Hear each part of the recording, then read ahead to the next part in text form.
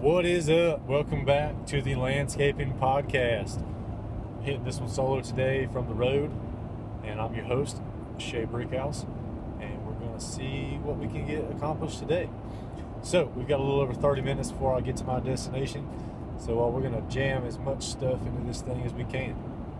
Now, the podcast, the Landscaping Podcast, what are we, who are we, and what are we doing on here?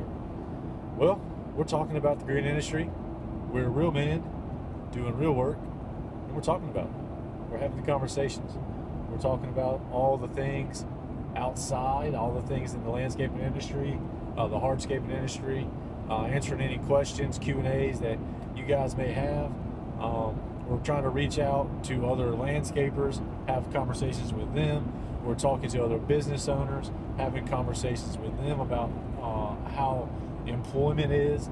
We're talking to the DIYers. We're talking to the I feel good on Saturday and I want to make my lawn look better. We're talking to all people that are interested in the green industry or business in general. And during these episodes, we talk about our faith as well. We talk about God and how it relates back to our lives and how we live our lives, and how just living a good life promotes a good, healthy business, and then you can turn around and promote that within the green industry. And so we talk about all that stuff. That's what the podcast is. It's real men doing real work. We're having that conversation.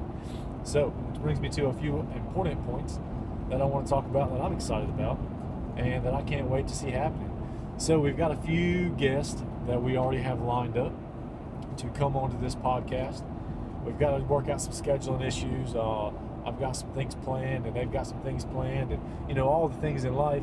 So we're working around all that to get these people on here. But they're going to be phenomenal guests, where we're going to talk about business. We're going to talk about different trades and how they intermingle with the green industry, and how sometimes it's frowned upon in our industry, but in this industry, it's perfectly acceptable, and kind of how that intertwines, and how I think that it'll be a good conversation.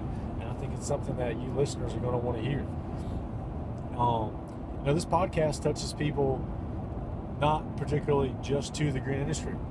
Sometimes we have listeners that follow along to us, and then they contact us and say, hey, I want to be on the podcast.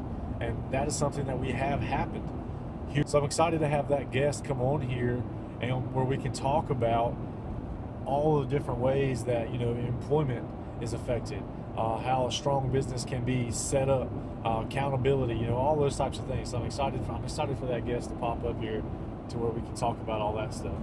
That'll be something I think you guys are going to be more than happy to hear, particularly from this individual. He's very, very strong in his stance on how you should live your life, as well as accountability in general from his background. So I'm excited to see that.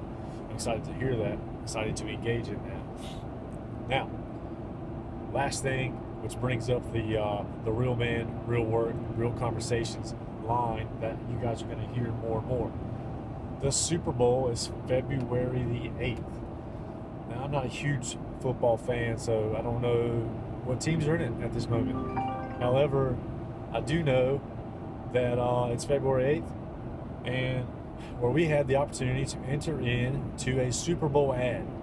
Yes, the Landscaping Podcast is going to be in a Super Bowl ad February 8th. So it's no shocker to you guys listening that I'm talking about it. To anyone not listening, well, you're not going to hear this message, but you're going to see the ad Super Bowl, and then you're going to start listening. This is the best podcast for the green industry, and I'm excited for you guys to follow along on that journey. Now, Super Bowl, real men, real work, real conversations. That is the slogan that we have pitched for the ad. Zach has done a phenomenal job putting the footage together for this ad, and that is what the slogan he has came up with, and I love it. I think it encapsulates the green industry. It encapsulates everything that we do in this industry. It encapsulates who we are. And so I'm excited to see that. I'm glad that slogan came about, and I'm going to use it the remainder of this podcast. And so to dive into what real men are, what real work is, and these real conversations, well, real men are men that get up every morning. They do the absolute most. They do the best that they can do in everything that they do. They provide for their family, and they take accountability. They acknowledge all the wrong things they do. They look for the solutions, and they want to keep doing that. They want to live a healthy lifestyle. They want to live a lifestyle that goes out, and your job is to enrich the people that you're around and to embolden the people that you interact with, not just in the workplace. It's everyone, but they're going to bring it to the workplace. So that's real men. And then they're coming to work here in the green industry, because that's what we're talking about, the green industry. They're coming out here, they're working in all the hard conditions. They're working in the rain, they're working in the snow, they're working in the sleet, freezing rain, the heat, 110 degree heat index. They're working in all conditions that you can imagine. They're working in the ditches, they're wearing waders, they're working in creeks, they're running chainsaws with water up to their nipples. Yes, I said nipples. We can say that. But they're working in conditions that most men would go back home. Well, I say not most men, most boys would go back home, because men don't complain about that type of thing. They get out there, they get after it, and they do the job. They look for the solutions on how to do that job, and they go do it. And so that's what we are. That's what the green industry is. And we go do those things regardless. We're out there to better the environment. We're out there to serve our customers. We're out there to work with the men next to us and make sure those jobs happen, make sure they're done efficiently, make sure they're done effortlessly, and make sure they're done, and I say effortlessly because you're going to put some thought into what you're doing, and you're not going to make yourself work harder.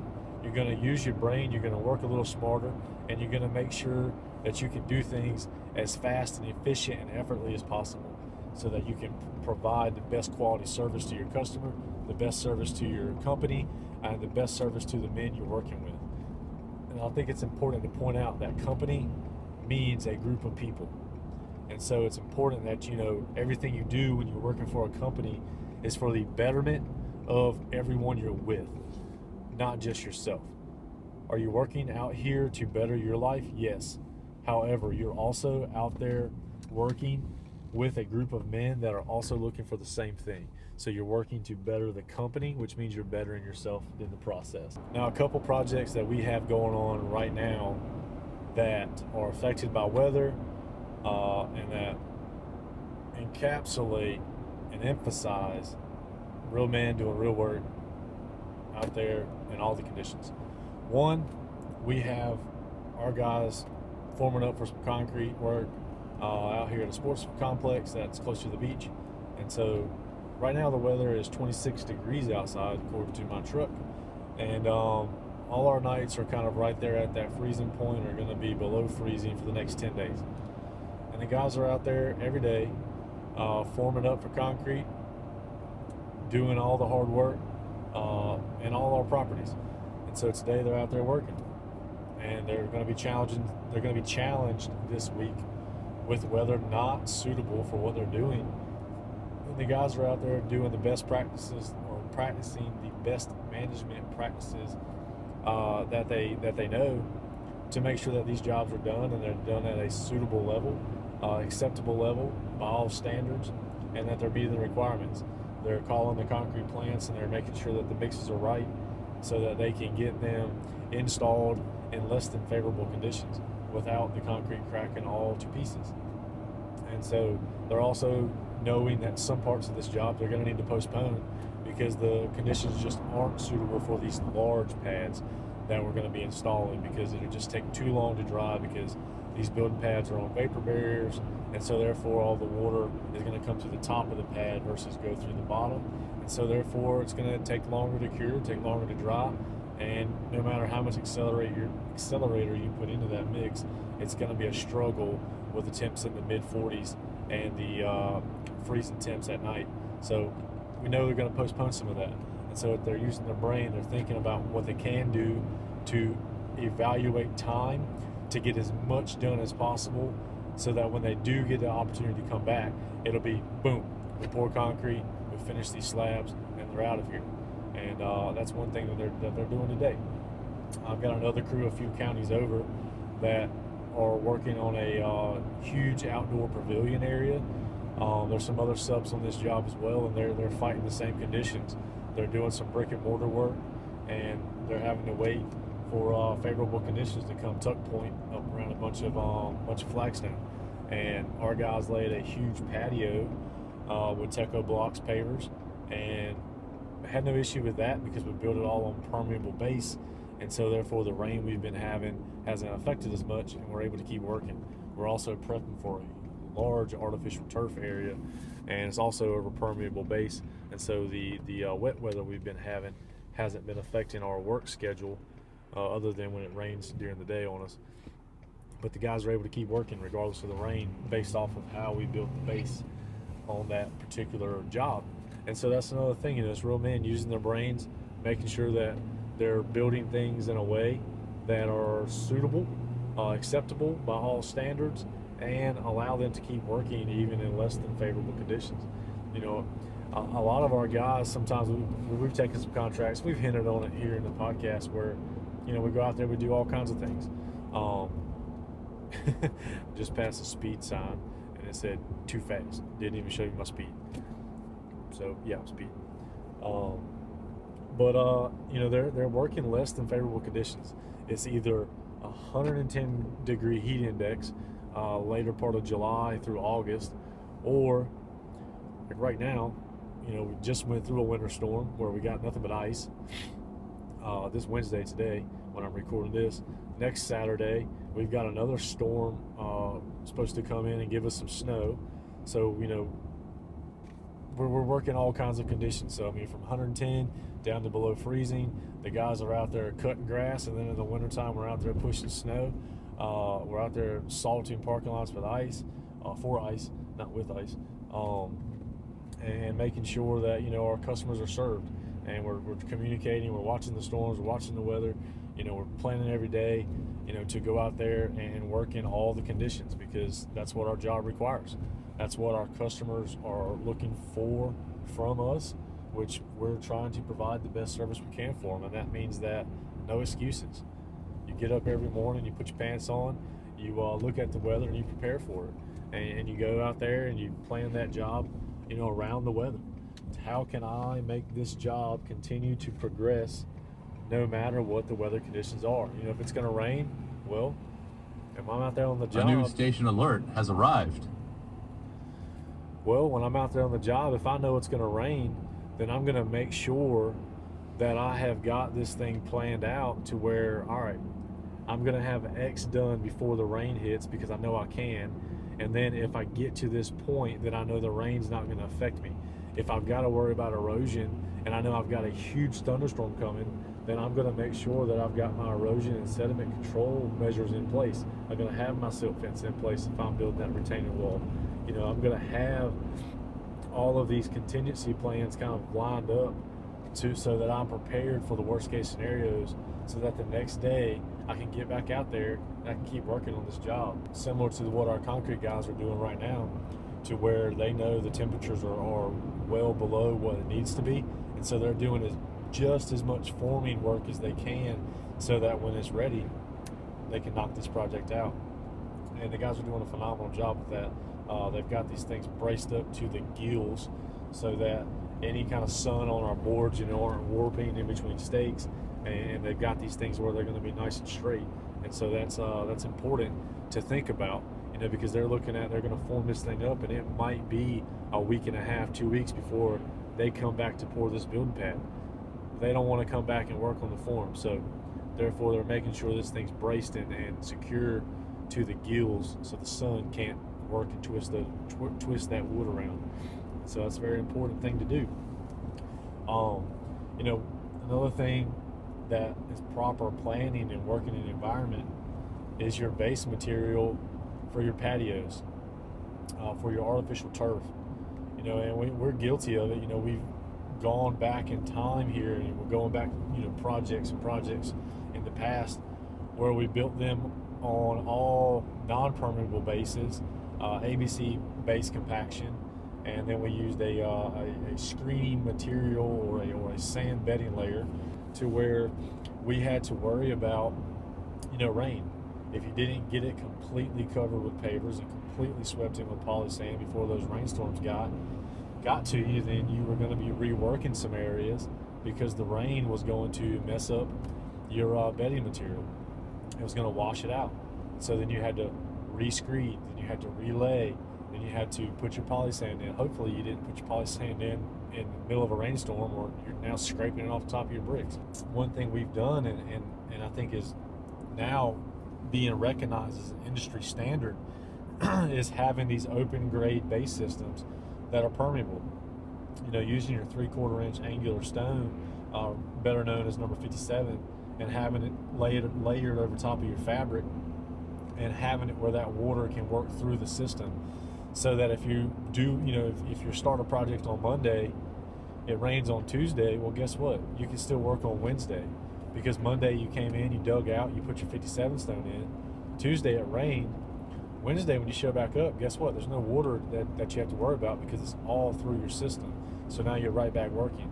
If you screed off using your ASTM number 9, and you've got that screed material in place, and then it rains again on Thursday, well, you don't have to worry about it, because the rain went right through your screed material, because it's permeable, and it's not washing all around, because unless you had large amounts of water running across the property, just gushing across the system, then yeah, you might have to work that edge a little bit, but you should have pre-planned that and had your erosion and sediment control measures in place to keep that water from doing that. Then you're able to go right into laying your pavers. Well, no, what do? It's going to rain over the weekend. You haven't had a chance to put your concrete edging in. You haven't had a chance to put your nitro sand in, or your permeable paving sand in place yet. Well, don't have to worry about that, because the rain isn't going to mess up that system, because it's going to go through it. It's designed to go through it. So it's designed to get rained on. So rain in the middle of those projects don't affect you. You're able to keep working as soon as the rain stops. And I think that's an important way to work, because one, you're serving your client best. Two, you're making sure that you're not coming out there and being like, well, the base is a little spongy, but let's just go ahead and work. Particularly on a driveway, that won't work. Your customer's going to end up with a little wear pass in from their vehicle driving over that, and that's going to be noticeable. You're going to have to come back and fix that for free. I'm guilty of it. I've done that in the past, and it's something that, when I went out there, yeah, the base was hard. However, the ground itself wasn't suitable for that particular application of base, and the water wasn't able to go down. Now, going to this open grade systems, you don't have to worry about that so much, because the angular stone has these voided spaces in it that allows that water to sit in between all those spaces, and therefore still hold the weight of the vehicles above it.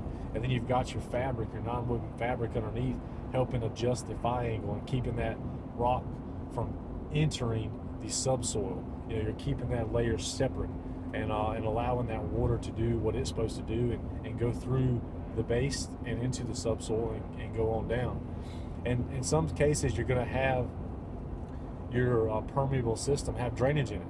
So you're going to have pipes in there that help get that water out as well. Depending on what kind of subsoil base you have. If your subsoil won't let the water permeate in, then you're going to have that stuff go into a drainage system and get it out to a stormwater drain and promote your water running off somewhere else. So it's important to take note into how to build these things, particularly in the rainy parts of the season, so that you can promote the best job. But it's important that you try to build these systems and thinking about the weather, thinking about the rain that you're going to have on these jobs in the rainy part of the season, so that you can provide the best product you can for your customer, and so that you don't have the callbacks, and that 2-3 years from now you can look back on this job and go, yeah, I did that the right way, and I know that job will not fail no matter what you put on it. Drive a Mack truck over it, I don't care, it's going to hold it. That's the type of systems that you want to be building. And then another thing to know is making sure that when you're selling your customer these patios, if they want a patio and they've got a slab system, slabs are not ready for vehicular traffic. And so if they want that slab in the backyard and then they call you back and say, hey, I want a driveway out front to match, well, make sure you tell them, hey, we laid patio slabs in your backyard for your patio. We're talking about building a driveway. The slabs aren't ready for that. Let's make sure that you sell that customer a suitable product that is gonna work for what they're doing, and then put it on that permeable base system, on that open graded base, so that you can guarantee that you're not going to have these wear paths from where those vehicles are driving up and down the driveway. Particularly the delivery truck drivers, the Amazon trucks, the UPS guys. And we all know they're going to run over the edge of the driveway. They can't drive. They get their license from Walmart. They get it shipped to them in a Toys R Us box. They can't drive.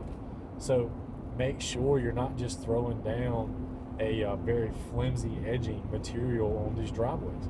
Make sure you're putting down that fiber reinforced concrete, and you're using a suitable product, and you're meeting the manufacturer's recommendations, on the back of that bag, so that you're covering all that. But that way you're meeting all the manufacturer's recommendations, and you're going to provide a job that's going to last. You're going to drive by it 3 years from now with your kids. You're going to do the tradesman's secret, where everyone that is in your car is going to know that you built it, because you're going to drive by and go, I built that. Yeah, I did that. And to me, that's I love doing that. My wife hates it. I drive around all the time and I'm like, I built that driveway. But you know what? It shows I take pride in what I do. And my guys took pride in what they did, because therefore I can drive by and say that, because it still looks good. And so I'm happy to know that my guys did quality work. I'm happy to drive by the communities that they maintain, the lawn maintenance. And I love driving by and being like, yeah, my guys did that. Look at those stripes. Look at those flower beds. Look at those edged lines on the sidewalks. Look at the perfectly trimmed bushes. Look at how they perfectly tucked the pine straw in that flower bed and then edged it, and got that nice crisp line from the grass to the flower bed. I love riding by and seeing that kind of stuff, and knowing that the guys are out there doing that, and they're doing the best thing that they can, and they're providing quality services. That's important to me, is to know that service and that the quality of work we're providing far succeeds the quantity of work that we're selling. And sometimes we don't sell as many jobs as what I'd like. However, it's not because we don't want to do them. It's because we're out there focused on the job we're at right now. And so we're trying to make sure that the jobs we're on are quality work before we move to the next one. Because moving to the next one and then leaving subpar work means we got to come back. And if we don't have time to do it right now, then we definitely don't have time to do it right when we got to come back, because we're now on the next job. So we're going to do good work when we're on the job, and we're going to leave when it's finished. We're not leaving before it's finished. And for some reason, if something happens and we have something mess up, we're coming back to fix it. And we're going to postpone starting the next job until that job is fixed, because that's what real men do when you do real work out here in the world, in all the environments. And that's why we're having these conversations. Real men, real work, real conversations. Thank you, Zach, for beating that in my head. This is an awesome slogan, and I'm glad you made it up. But anyways, the sun is like beating in my face right now. It's like an X-ray vision. But I'm excited for all that. But the green industry, and we're talking about these real men and real work and all the things that we do. And we've got someone coming on to this podcast that I'm super stoked to have on here. And I mentioned him earlier in this podcast, and I'm excited for him to come out here, because it's not perfectly intertwined with green industry. It has some other aspects to it, but it fits the green industry. It fits the employment side. It fits the people first. It fits all the slogans that we have pitched on this podcast that encompass what being a good business leader is, what being a good role model is. And so I'm excited to have him on here. We've got some other guests lined up that'll probably be a few weeks out. We've got some scheduling conflicts where we just can't intertwine and make it meet. But it's where we're talking about an entirely different industry, but it also relates right back to the green industry. And I'm excited to have him on here. He's a sub that we use to do some work for us. He's one of the best. He's one of the nicest people I've ever met. And he's honest, which is what we stand behind. And he does quality work, which is another thing that we stand behind as well, and why we have him come do work with us. And I'm excited to have him. I think he's got one of his employees that we're going to try to bring up on this podcast as well. So it'll kind of be a 4-person, 1 show type deal. And I'm excited for that one. That's going to be a very, very in-depth conversation with a lot of experience-backed knowledge as well as technical stuff of the equipment we use, the equipment they use, how our industries intertwine, how we do the same thing but they're different, and how sometimes that industry needs to be called in instead of letting our industry do it. The landscaping industry, the green industry, and just having all of that conversation. It's one that I'm looking forward to. So, to recap on this podcast, we talked about who we are, what this podcast is, what we do, who's going to be on this show, and all the things we're going to talk about. The podcast, we're the green industry. We're everything outside, our company and who we're powered by. This podcast is powered by Landscaping Unlimited. And so to talk about what Landscaping Unlimited is and what we do in just about every episode, well, that's because it's all based off of the information that our company has provided, that the experience that we've got, that we have achieved, or obstacles we have overcome throughout the years, based off of this company, based off the conversations we've had with other landscapers, based off the conversations that we have in our education events when we go and we renew our license, we get our certifications. All that stuff is driven into this podcast, which I think is what this industry needs. I think we need more people talking about it. And so that's what we're going to do. That's what this podcast is geared around. And that's what we're going to strive to do. We're going to be the best at it. And we're going to be seen more and more on other platforms. If you like the podcast, share it with somebody that you know. Share it on your socials. And let's get this thing moving. Let's get it growing. Let's get those guests on the show. So if you want to be a guest, if you want to be a sponsor, if you want something to do with this podcast, reach out to us and we'll see what we can do to set that up. We can do Zoom meetings. We're pretty mobile. If you're pretty close to us, we can set these things up. We can come to you. We're about the green industry. We're about the people. We're about the industry itself, and we're about promoting it. So if you want to engage in that, then this is the podcast for you. And I want to see it shared across all social platforms. And if you like it, well, that's the best thing you can do for it. So thanks. I'll see you around on the next episode, and I hope you guys enjoyed it.